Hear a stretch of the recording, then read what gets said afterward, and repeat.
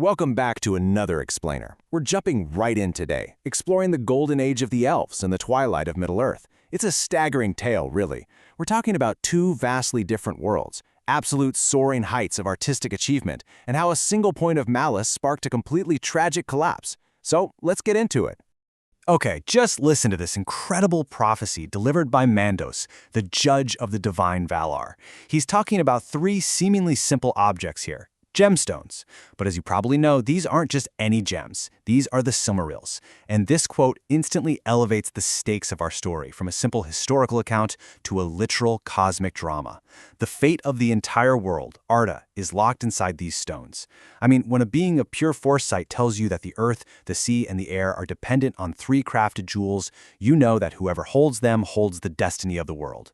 Keep this in the back of your mind, because literally everything we are about to explore spirals outward from the creation of these stones. Now, we're dealing with two concurrent but vastly different worlds at this point. In Aman, the blessed realm, you have a literal paradise. It's illuminated not by a sun, but by the magnificent Two Trees of Valinor. There's no decay here, no sickness, no fading of leaves. It's just pure, vibrant life.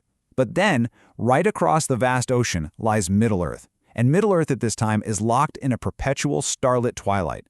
The sun and moon haven't even been created yet, so it's lit only by the cold, clear light of the stars. It's wild, it's covered in deep, ancient forests, and filled with this rugged, sleeping beauty. And the elves are split right down the middle between these two drastically different environments. For those elves who made the journey to the blessed realm of Aman, while they didn't just sit around enjoying the light, they became absolute master builders. They established breathtaking cities that perfectly reflected their different passions. High up on the green hill of Túna, the Noldor and Fëanor elves built Tirion. Imagine brilliant white terraces, crystalline stairs, and a towering structure whose silver lamp could be seen shining far out through the sea mists. Sounds incredible, right? But then down on the coast, you had Alqualondë, the haven of the Telperion elves. Their city was quite literally strewn with pearls they pulled from the sea, and their ships were crafted in the exact likeness of massive swans with golden beaks. These cities represent a civilization that has completely mastered its environment, blending nature and magical architecture in just perfect harmony. Now, what's truly fascinating is how rapidly one specific group of elves, the Noldor, advanced. They were students of Aulë, the smith of the divine Valar. Aulë loved to make things, and he found incredibly eager apprentices in the Noldor. We see a scholar named Rúmil invent the very first written scripts, capturing spoken language and music in physical form for the first time. Then a prodigy named Fëanor comes along and perfects those letters into the writing system the elves still use. But they definitely didn't stop at writing. They figured out how to create gemstones larger and brighter than anything found naturally in the earth, and they forged crystals that allowed them to see across vast distances with the clarity of an eagle's eye. Their thirst for knowledge and creation was just utterly insatiable. And all of that relentless pursuit of perfection culminated in this, the Silmarils. Fëanor, reaching the absolute height of his power and skill, achieved the impossible.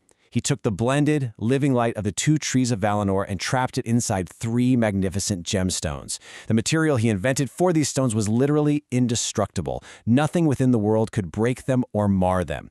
Even in the deepest, darkest vault, they shone with their own living light. But what you should really take away from this is a harsh psychological truth. Total perfection soon breeds absolute possessiveness. Fëanor poured so much of his own spirit into these stones that he began to view them with this greedy, jealous love.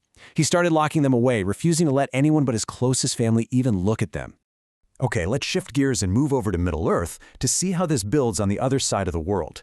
Remember that starlit, untamed wilderness we talked about? Well, not all the elves left for Aman. Some stayed behind in the region of Beleriand.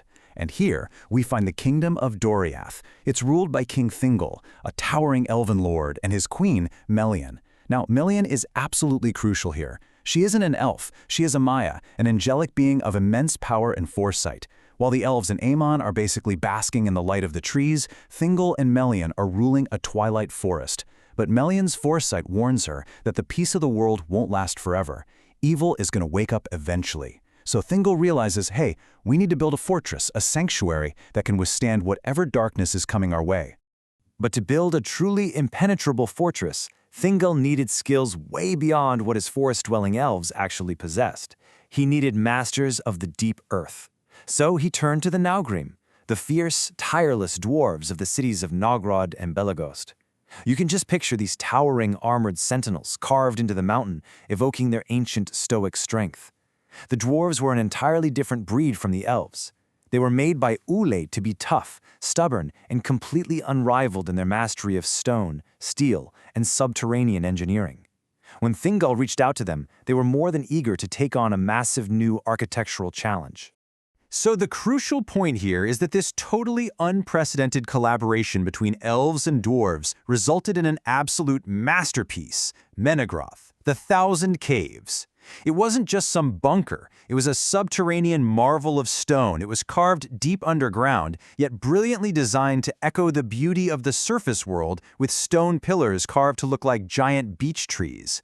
And how did Thingol pay for this monumental dwarfen labor? With pearls.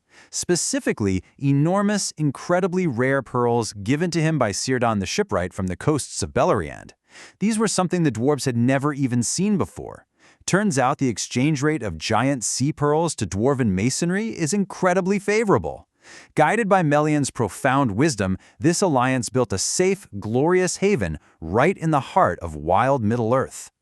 All right, back in the blessed realm of Aman, the narrative takes a sudden, really dark turn. The Peace of the Valar had a time limit. Melkor, the original Dark Lord, and basically the source of all discord in the world, had been imprisoned for 3 long ages. Well, his sentence is up.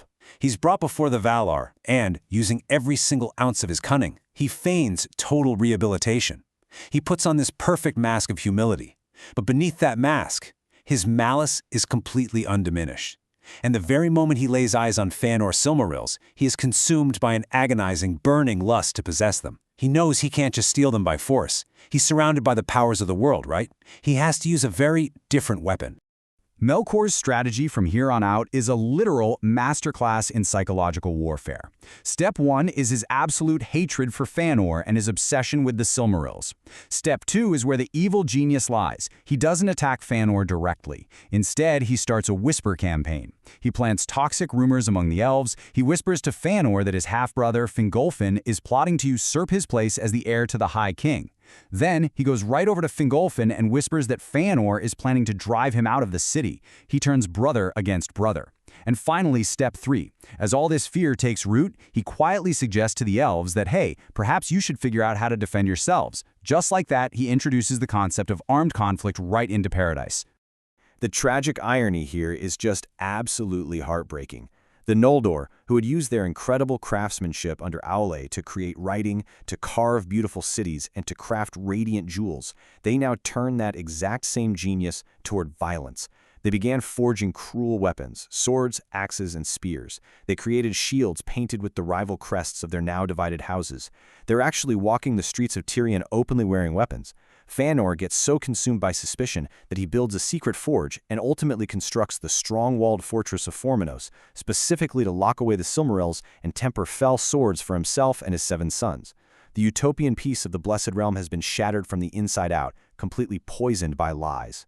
And while all this internal paranoia and bickering is consuming the immortal elves over in the safety of Aman, let's not forget what's happening back in Middle-earth. Away in the frozen north, the ancient shadow of Melkor's original strongholds, the ruins of Utumo and the subterranean hell of Angband, still exist. They're dormant, sure, but they are absolutely not empty. Balrogs, orcs, and unspeakable monsters are waiting patiently in the dark beneath the mountains. Melkor might be over in the west playing politics with the elves, but his true power base in the east is quietly waiting for his master's return. The elves in Aman are totally distracted, fighting each other, entirely oblivious to the vast, ancient terror sitting quietly on the other side of the sea.